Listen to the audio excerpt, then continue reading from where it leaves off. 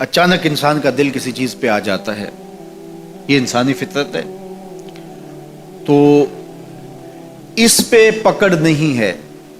صوفیہ کہتے ہیں کہ تمہارا دل اتنا صاف ہو کہ تمہارے دل میں یہ بات بھی نہ آئے، غنا تمہیں نصیب ہو جائے، لیکن اس کے باوجود ہم بشر ہیں، کمزور ہیں، تو کسی شخص کے پاس کوئی چیز دیکھی اور للچا گیا دل اس کی طرف، اور پھر اس کو حاصل کرنے کے لیے کوشش میں، تردد میں لگ گیا۔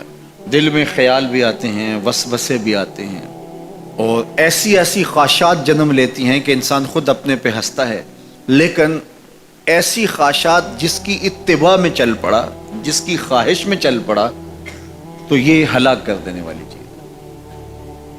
آرزو کا پیدا ہو جانا، حتیٰ کہ آرزو تو آرزو رہی، وسوسے کے پیدا ہو جانے پر بھی پکڑ نہیں ہے اگر اس کی اتباع نہ کی جائے۔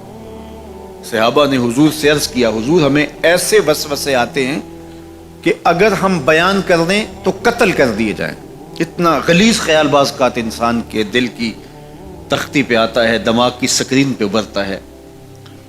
تو فرمایا کہ تم کیا کرتے ہو؟ تو انہوں نے کہا کہ ہم اس کو جھٹکنے کی کوشش کرتے ہیں، جب اس طرح کا کوئی خیال آتا ہے تو بندہ اس کو جھٹکتا ہے، دور کرتا ہے، اور بندہ خوف زدہ ہوتا ہے اور اللہ کی پناہ میں آتا ہے، اور اس کی ایک حالت ہوتی ہے۔ تو اس حالت کا انہوں نے ذکر کیا کہ ہم تو پھر یہ کرتے ہیں۔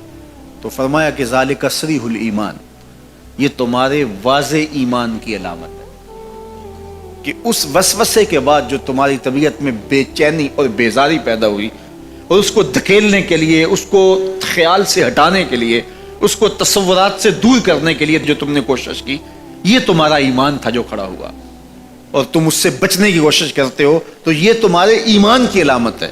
تو خالی وسوسہ اگر کتنا ہی غلیظ کیوں نہ ہو، اگر اس وسوسے کو خیال کا حصہ بنا کے اس سوچ کو لذت کا سبب نہ بنا لیا جائے، حتیٰ کہ غیر محرم کے اوپر آپ کی نظر پڑ گئی، تو فرمایا النظرۃ الاولی لک والثانیۃ علیک، جو پہلی نظر تجھے حاصل ہوئی تو وہ تیرے لیے ہے، لیکن اگر تو نے نظر کا تتبع کیا اور پھر تیری نظر نے دوبارہ پیچھا کیا تو وہ تیرے اوپر وبال بن جائے گی۔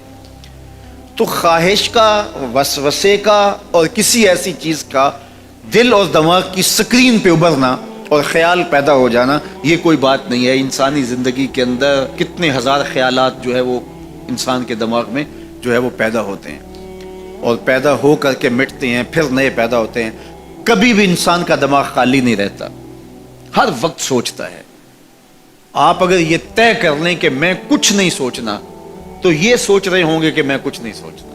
یہ کبھی ہو نہیں سکتا کہ آپ کا دماغ ہو اور اس کے اندر جو ہے وہ کوئی خیال نہ چل رہا ہو، ہزاروں لاکھوں خیالات کا ایک ہجوم گزرتا ہے۔ تو انسان کا دل، دماغ اس طرح بھاگتا ہے۔ آپ اچھے لوگوں میں رہیں گے تو خیالات پاکیزہ ہوں گے۔ دیکھیے، آپ گندگی کے ڈھیر سے گزر رہے ہوں گے تو خیالات اسی طرح کے ہوں گے نا، اور اگر پھولوں کی روش سے گزر رہے ہوں گے، صحن چمن سے گزر رہیں گے تو خیال اس طرح کے ہوں گے نا۔ آپ جو ہے وہ کسی بازار سے گزر رہے ہوں گے تو خیال اس طرح کے ہوں گے، اور مدینے کی گلی سے گزر رہے ہوں گے تو پھر خیال اسی طرح کے ہوں گے نا۔ اس وقت آپ کے خیالوں کی دنیا کسی اور جہاں میں آباد ہے، اس لیے کہ آپ رسول اللہ کا فرمان سن رہے ہیں۔ لیکن اگر آپ کے سامنے کو گویا غزل گا رہا ہو تو پھر خیال کی وادیوں میں بھٹک کے کہیں آپ اور کھڑے ہوں گے۔ اب بات حضور کے فرامین کی ہو رہی ہے تو تصور پھر گنبد خضرا کے مکی کا ہی ہوگا نا، تصور تو پھر شہر حبیب کا ہی ہوگا۔ لیکن اگر آپ باتیں دوسری جانب کی کر رہے ہو تو تصور پھر ادھر جاتا ہے، اور اسی لیے ہمارے علماء نے کہا کہ گانے کی طرز پہ نعت نہیں پڑھنی چاہیے، اس لیے کہ گانے کی جو معروف طرز ہوگی، جب اس طرز پہ نعت پڑھی جائے گی تو سن آپ نعت رہے ہوں گے، طرز سے آپ کے دماغ اور آپ کے خیالات بھٹک کے کہیں اور چلے جائیں گے۔ اس لیے یہ گوارا ہی نہیں ہے کہ ذکر رسول اللہ کا اور خیال کہیں اور جا رہا ہو، خیال آوارہ ہو اور بھٹک رہا ہو۔ جب تذکرہ حضور کا ہو رہا ہو تو خیال بھی گنبد خضرا کے مکی کا ہی ہونا چاہیے۔ تو یہ بات ذہن میں رکھیے گا کہ یہ انسانی زندگی کے اندر انسان کا خیال بھی بھٹکتا ہے، سوچیں بھی بھٹکتی ہیں، دل میں بھی کئی کچھ آتا ہے، لیکن پکڑ اور گرفت اس وقت ہوتی ہے جب انسان اس خیال پہ اپنے آپ کو اس راہ پہ ڈال دیتا ہے. لالچ کا پیدا ہونا بھی شریعت میں ماخوذ نہیں ہے. وہ تمہارے لیے جو ہے وہ وبال تب بنے گی جب تم اس کی اتباع کرنے لگ جاؤ گے, اس خواہش کے پیچھے لگ جاؤ گے.